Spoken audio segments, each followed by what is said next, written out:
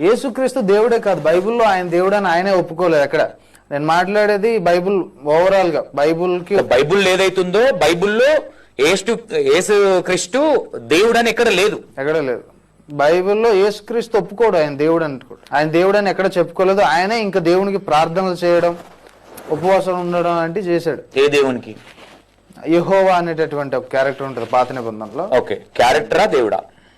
నేను క్యారెక్టర్ అనుకుంటాను. క్రిస్టియానిటీ గురించి ఇష్టం వచ్చినట్లు మాట్లాడుతూ, ఇష్టం వచ్చినట్లు వ్యాఖ్యలు చేస్తూ, అవమానపరుస్తూ, నిందిస్తూ చాలా పెద్ద తప్పు చేశాను, చాలా పెద్ద పాపం చేశాను, సరిదిద్దుకోలేని ఘోరమైన పాపాన్ని చేశాను నేను.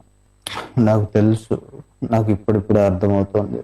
దయచేసి నన్ను మీరు మన్నించగలరని కోరుకుంటున్నాను. క్రిస్టియానిటీ అంతటినీ నన్ను మన్నించమని, నన్ను క్షమించమని మిమ్మల్ని అందరిని అడుగుతున్నాను. ఇంతకు మించి నేనేమి చేయలేను. దయచేసి నన్ను క్షమించండి. చాలా పెద్ద తప్పు చేశాను. ఈ మార్పు కారణం ఏంటంటే, ఈ క్షమాపణ అడగడానికి గల కారణం ఏంటంటే, ఆ ప్రభు, ఆ యేసయ్య దర్శనం ఇచ్చారు.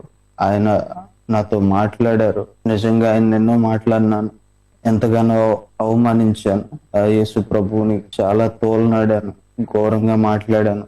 బట్ నిన్నటి దినాన ఆ యేసు ప్రభు నాకు దర్శనం ఇవ్వడం, నాతో మాట్లాడడం, నా వలన ఆయన చాలా బాధపడ్డాడు అన్నటువంటి విషయాన్ని ఆయన నాకు చెప్పడం. బట్ ఆ దేవుడు నాతో మాట్లాడాడు కాబట్టి ఖచ్చితంగా మీ అందరికి ఈ విషయం తెలియాలి.